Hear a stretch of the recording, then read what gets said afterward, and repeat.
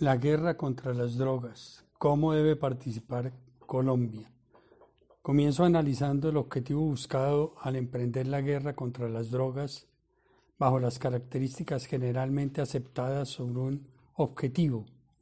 Uriarte lo señala en un documento en el 2020 y que se pueden sintetizar en lo siguiente. Un objetivo debe ser específico, requiere que se concrete exactamente lo que se pretende lograr sin que queden dudas. Un objetivo debe ser medible, un objetivo debe ser alcanzable, un objetivo debe ser relevante, un objetivo debe estar limitado en el tiempo. En el caso del objetivo de un mundo libre de drogas, de estas características no se cumplen la de ser alcanzable y la de estar limitada en el tiempo, lo que hace ineficaz plantearlo. De otra parte, le está apuntando tanto a la eliminación de la producción como a la eliminación del consumo, lo que hace que no sea posible trabajar de manera adecuada los componentes de la guerra contra las drogas.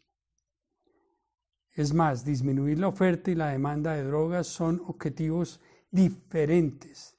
Para resolver problemas en el mundo se ha venido utilizando como herramienta la metodología del marco lógico y el gobierno colombiano la adoptó en la metodología general ajustada como herramienta informática que ayuda de forma esquemática y modular el desarrollo de los procesos de identificación, preparación, evaluación y programación de los proyectos de inversión.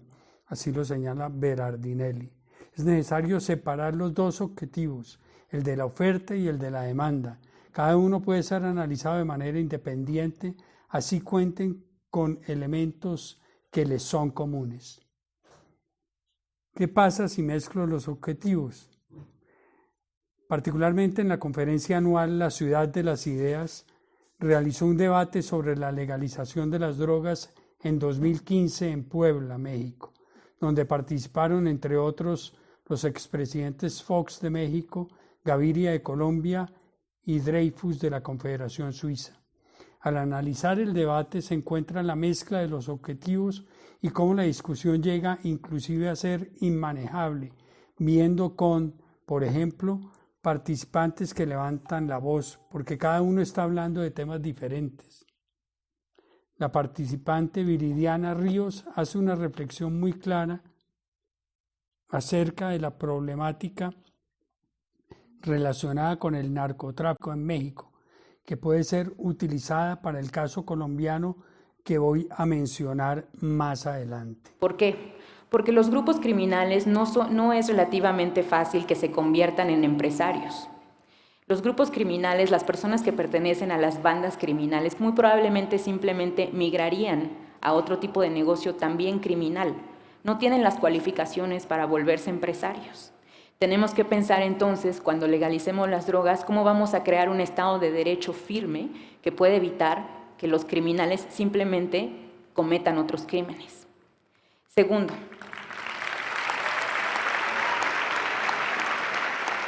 hay todo un debate sobre si se va a reducir el encarcelamiento de las personas a partir de la legalización de las drogas. Y hay datos. Yo estoy totalmente en desacuerdo. Lo que falta es que el presidente de México vaya a Estados Unidos y le diga a los americanos: no estamos dispuestos a poner decenas de miles de muertos porque ustedes no son capaces de tomar decisiones de un... Continuando con la problemática de mezclar los dos objetivos, al revisar los documentos de GIFE 2019, Efectos en la Salud Pública, se señala en el apartado titulado Reformular el combate a las drogas. El plan incluye una propuesta para despenalizar las drogas ilícitas y reorientar las prioridades por medio de una reforma de la política en materia de drogas basada en ampliar el tratamiento de la drogadicción.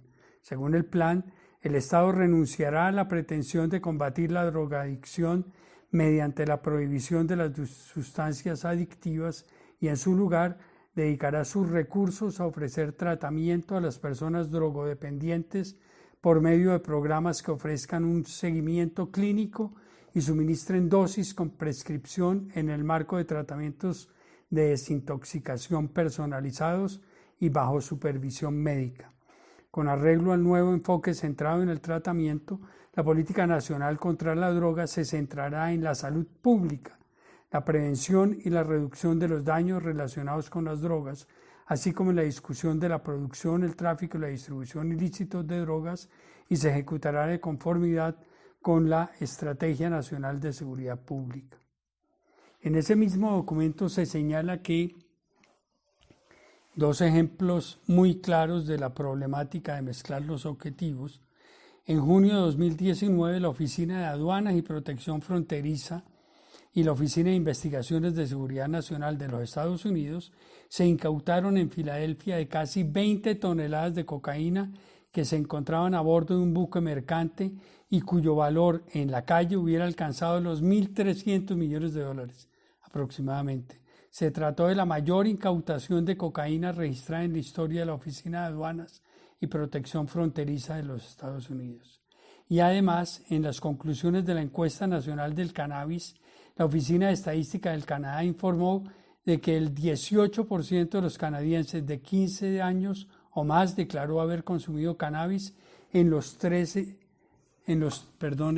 meses anteriores. En 2019, el número de personas que consumió cannabis por primera vez fue casi el doble de la cifra estimada en 2018, cuando el consumo de cannabis con fines no médicos aún no era legal.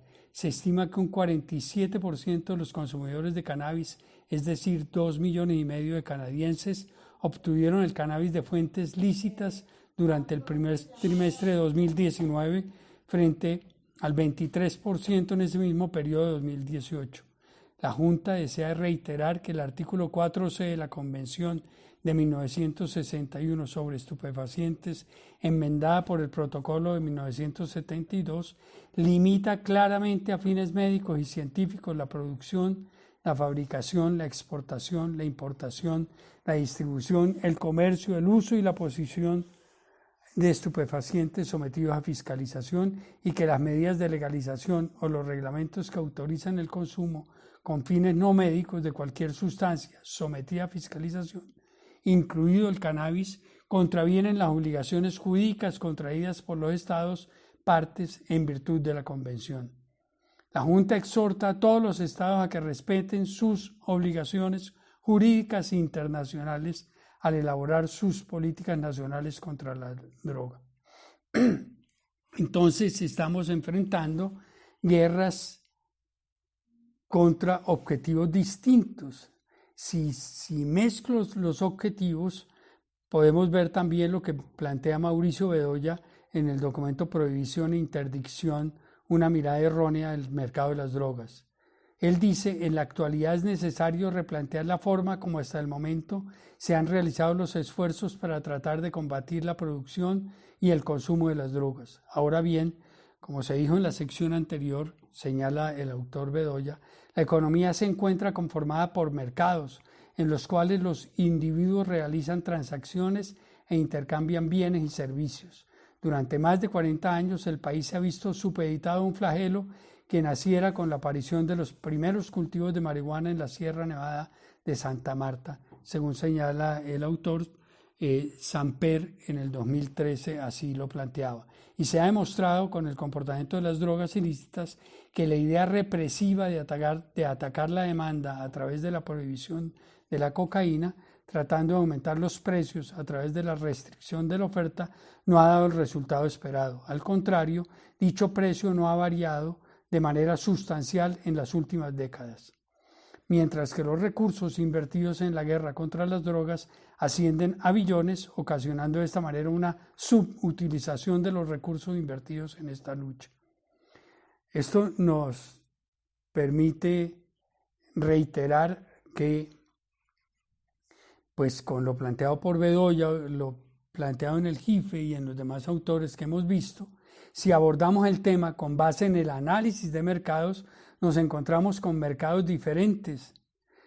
De hecho, si utilizamos el planteamiento de Porter en las 5 fuerzas en el 2008, se presentan de manera diferente en cada mercado, como lo podemos observar en el cuadro donde revisamos que el mercado de la hoja de la coca, el mercado de la pasta de la coca y el mercado de la cocaína tienen proveedores distintos, competidores distintos, posibles entrantes diferentes, sustitutos diferentes y compradores diferentes.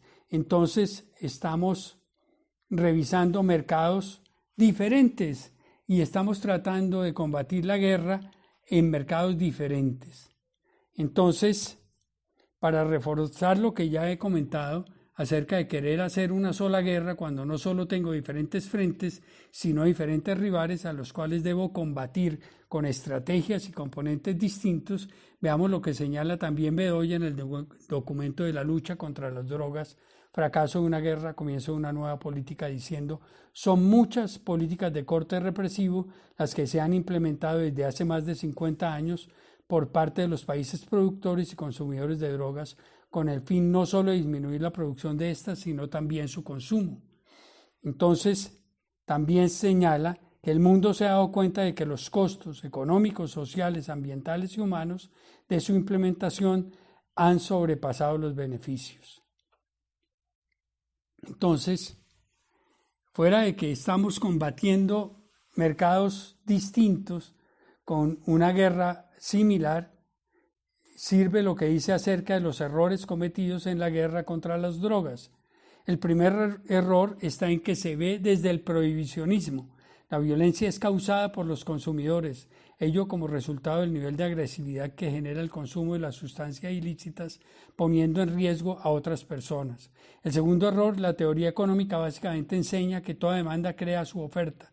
Desde este punto de vista, racionalmente los esfuerzos de la lucha contra la droga deberían estar enfocados desde la demanda, es decir, los consumidores. No obstante, de manera poco racional, la mayoría de los esfuerzos han estado direccionados desde la oferta, es decir, los productores.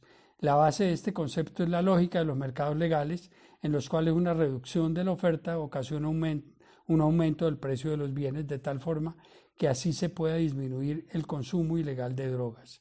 Y el tercer error que señala Bedoya tiene que ver con la inadecuada interpretación de uno de los principios básicos de la economía. Los individuos responden a los incentivos.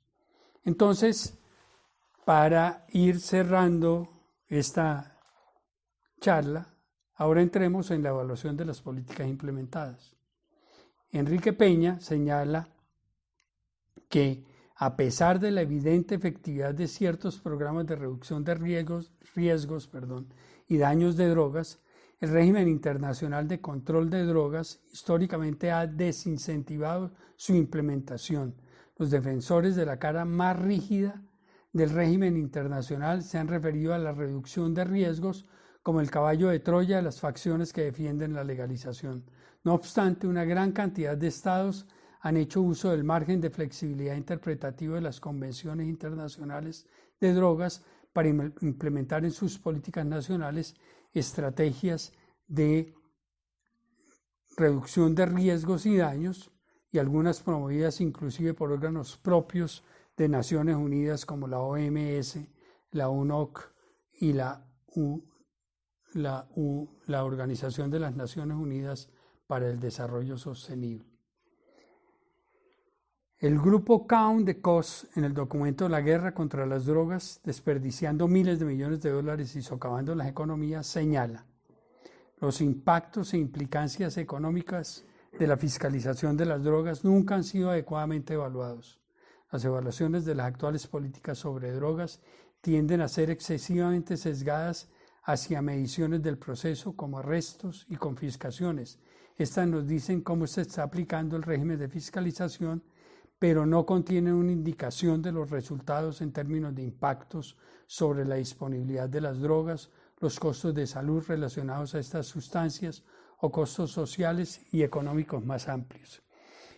Y además señala el grupo Count the Cost, el análisis económico sirve precisamente para responder este tipo de reto y, sin embargo, esto es cuidadosamente evitado por quienes implementan las políticas actuales. Pocos gobiernos han conducido algún análisis de costo-beneficio en relación a la política sobre drogas, o han comisionado una auditoría independiente del gasto en fiscalización de las drogas, o han emprendido una evaluación de impacto de la legislación elemental, o han explorado enfoques alternativos de políticas o marcos legales que podrían ofrecer un mejor rendimiento en términos de costos. Entonces, quiero señalar que para que se pueda evaluar una política o un proyecto, se deben tener metas claras, medibles y planteadas en el tiempo. Recordemos que la meta es un mundo libre de drogas. Como se ha visto, los autores, las entidades, los centros de investigación, sin discrepancias, argumentan que la lucha ha tenido más costos que beneficios. A la luz de las evaluaciones de políticas, planes, programas y proyectos públicos, son muchos los que tienen costos superiores a sus beneficios, viéndolo desde el concepto financiero. Para evaluar las intervenciones del sector público, yo señalo que es necesario tener claros los objetivos y considerar las alternativas. El MGA en Colombia así lo plantea. Además plantea que se debe realizar una evaluación económica y social de las alternativas que sea viable ejecutar. La evaluación económica y social, Castro y Mocate lo plantean en su libro de Evaluación Económica de Proyectos de Inversión, incluye todos los efectos que la intervención pública genera. Uno de ellos son los recursos financieros, tanto ingresos como egresos, cuantificados con precios económicos. A estos precios se le denominan también sombra o precios cuenta. Los otros son efectos sobre la salud, la seguridad, la vida, los mercados, la corrupción, el medio ambiente. Los efectos se pueden cuantificar y valorar económicamente. A esto debemos agregar que para el análisis debemos considerar lo que de una manera clara plantea Viridiana Ríos en la conferencia Ciudad de las Ideas de Puebla 2015. El problema del narcotráfico no es posible verlo solo desde el punto de vista de la oferta y la demanda de las drogas. Se debe ver la problemática teniendo en cuenta el no contar con un Estado de Derecho, como es el caso colombiano. Una cantidad importante de estamentos del Estado en Colombia está capturado por los efectos de los mercados ilegales desde antes inclusive de los primeros cultivos de marihuana en la Sierra Nevada en la década de los 70 del siglo XX. Nicolás Escayón, en su tesis de grado, hace una buena aproximación del mercado de las esmeraldas y todo el negocio ilícito que se generó desde el siglo XVI, en la época de la conquista española. De hecho, algunos de los principales actores del mercado ilegal de esmeraldas a mediados del siglo XX migraron al mercado de las drogas ilícitas. Por ejemplo, se tiene el caso de Gonzalo Rodríguez Gacha, uno de los grandes narcotraficantes de la historia de Colombia, que en sus primeros años estuvo en el negocio de minería de esmeraldas de forma ilegal. A manera de conclusión, mencionaré lo que dice Grossman. Resulta entonces importante indagar sobre la conflictividad de la economía política alrededor de la extracción de recursos naturales que toma forma en la subyugación del derecho de una sociedad a determinar el uso de sus recursos y en patrones predatorios en la extracción de estos mismos, con herramientas de análisis económico que complementen el marco investigativo existente. Tradicionalmente, la teoría económica formal se ha preocupado por la asignación eficiente de los recursos hacia distintos usos productivos y por la distribución del producto resultante, dejando de lado los conflictos derivados de la apropiación de estos, que se convierten en sí mismos en un uso alternativo de recursos escasos, lo que resulta en una formulación incompleta del problema económico. Por tanto, yo considero que es necesario hacer una formulación y evaluación completa, económica, social, política, ambiental, de las diferentes alternativas de combatir el mercado de las drogas, considerando no solo las grandes diferencias que hay en cada uno de los eslabones de la cadena, sino que cada droga tiene una cadena que se comporta de una manera diferente.